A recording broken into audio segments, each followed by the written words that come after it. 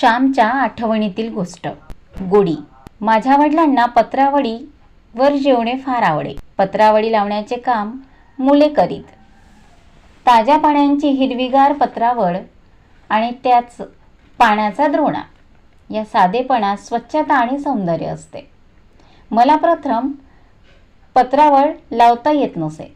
एकदा आईने मला बजावले, श्याम, तू पत्रावळ लावायला शिक, नाहीतर जेवायला मिळणार नाही. मी रागानं म्हणालो, मला येत नाही, मी नाही लावणार. माझी मोठी बहीण माहेरी आली होती.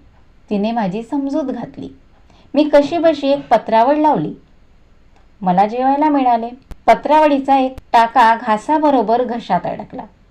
मी घाबरलो.